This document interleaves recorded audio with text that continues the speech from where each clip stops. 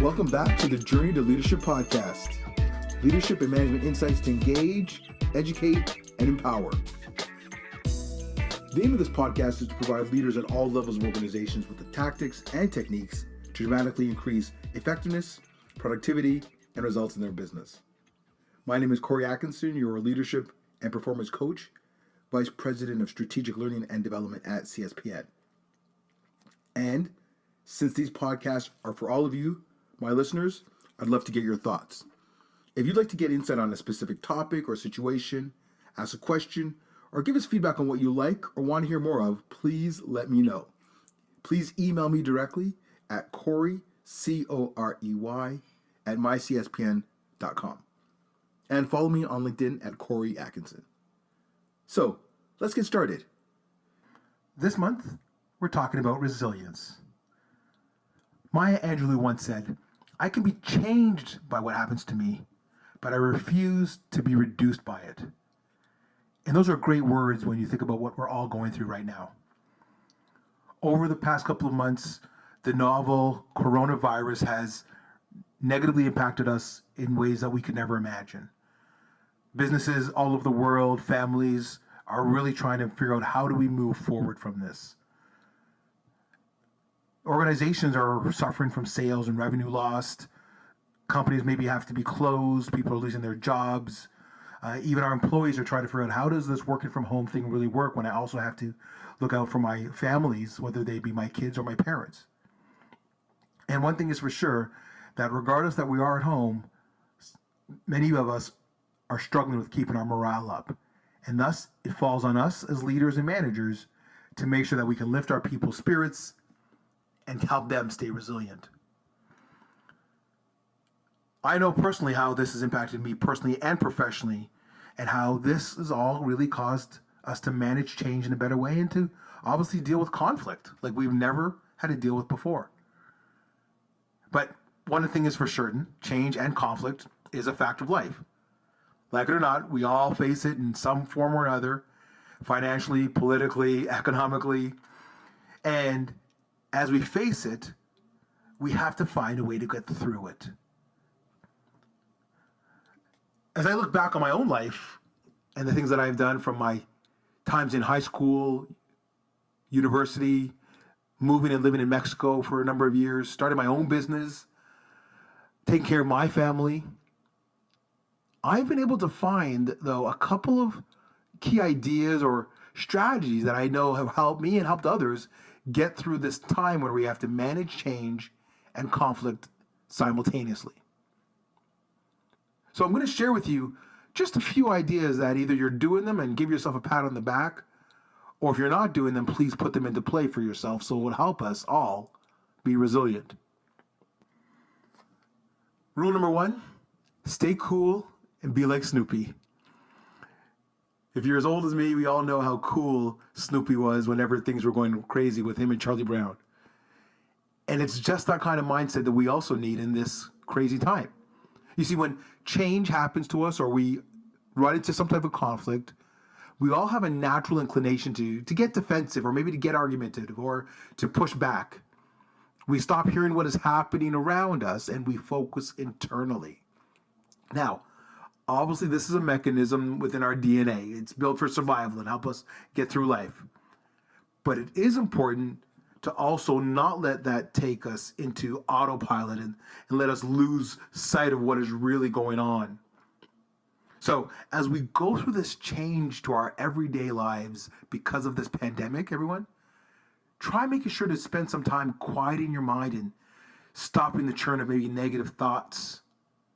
I find that when we remain calm and we take a moment to fully comprehend and sort of evaluate the situations, we'll have a much better picture of what we need to do for ourselves and for the people around us.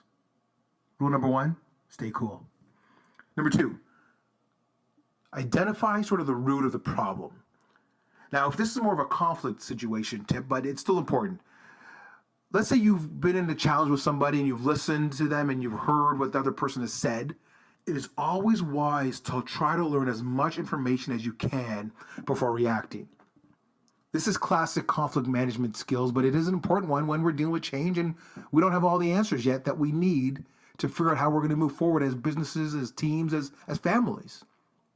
So ask questions to help you better evaluate the situation and to make, if it is with another person, that other person feel like you are genuinely interested in finding a solution. We all know that knowledge isn't power. It's the application of knowledge that really moves things forward. So the more information you have about that issue or that person or that situation, the easier it will be to resolve the issue. Seems simple, but sometimes we forget it in the heat of the moment. Number 3, acknowledge and validate. Now this one is huge. There are 2 sides to every story, and all parties and everybody involved needs to have a chance to share their side. As you listen, acknowledge and validate their feelings by saying things like, I see, I hear you. It is a small nonverbal but makes a complete difference in the world of communication. As we're all doing more virtual meetings and online conversations, this is going to be just as important, although it will have to change a little bit. It's these simple phrases that I found in my own work as a communication expert and helping people through coaching and managing difficult situations that really demonstrates a sense of open-mindedness and really actually gives you the double benefit of encouraging that other person that you might be dealing with to open up more, oppose you less, and be more willing to hear your perspective on the situation. So acknowledge and validate. And a little tip, when you're acknowledging and validating, essentially you're driving empathy and putting yourself in that other person's shoes. Tip number 4, use I statements.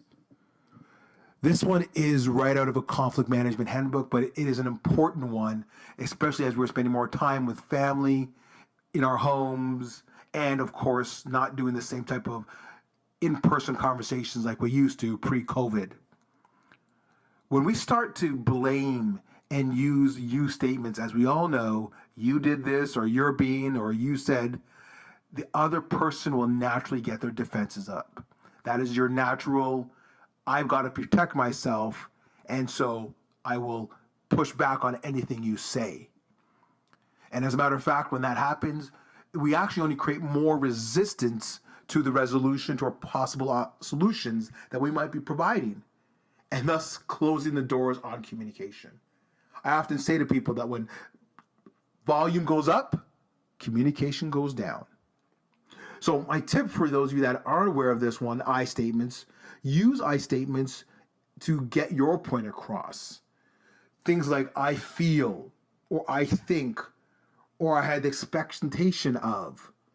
You see, by using I statements, it allows you to be heard by the other party and also shows that you're willing to take responsibility for the situation and thus minimizing any breakdown in communication. So keep that one in mind. And if you're doing those 4 well, then number 5 is going to be easy. Solution together. As you are managing change and managing conflict, this is all about getting on the same page and working with other people. I've seen numerous times how people solve problems so much faster in a unit or with a group than on their own.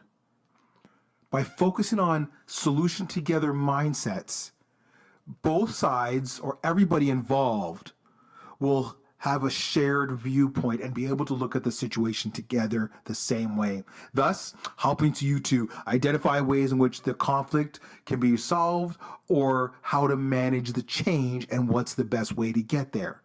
So be sure that when you're using a solution together mindset, you give both parties or everybody involved an opportunity to express some ideas on the solutions. Obviously, as leaders, as managers, as team players, this will help us remain flexible and also help us do what's really great about managing change, get creative.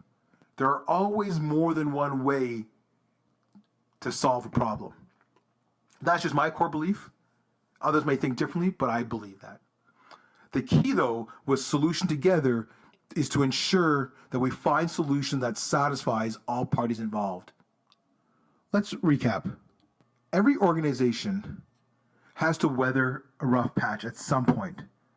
And while business leaders must make tough decisions on how to improve their situation, they also have to pay close attention to their people, their teams. The most damage to a business often comes from low spirits and dead-end thinking. By using these 5 strategies to manage change and conflict, it'll help you get through. So let's review them one at a time. The first one, stay cool, be like Snoopy. Number 2, identify what's at the root of the problem. 3, acknowledge and validate, even appreciate what is working. Number 4, use I statements. That's for when you're having those one-to-one conversations. And 5, Solution Together. Clear steps, some clear pathways to not just build spirits for our teams, whether they are working remotely or not, but also some clear steps to strengthen and build resiliency in ourselves and those around us. Stay safe, everyone. That is our podcast for today. Please connect with me through our website, mycspn.com, where you will find information about our customizable learning and development options for online and in person, consulting and upcoming events and client success stories. And I am now offering keynote presentations in person and virtual that will definitely resonate with your people, your customers, and your industry. So please contact me directly for more information. You could actually reach out to me on LinkedIn or email me directly at Corey, Corey, at mycspn.com. As well, all of our podcasts are on our resource page, so please go there to see what else we've been talking about. Or if you have a topic in mind, please do let us know.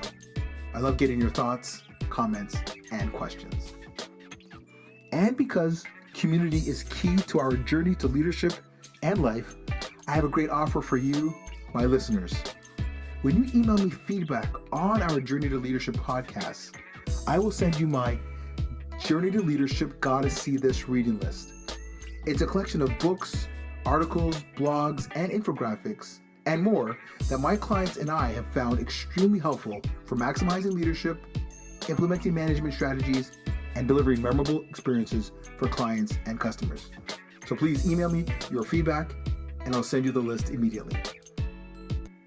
My name is Corey Atkinson, the Leadership and Performance Coach at CSPN. Hope you really enjoyed listening, and I look forward to seeing you on your journey to leadership. Thanks for listening. Have a fabulous day.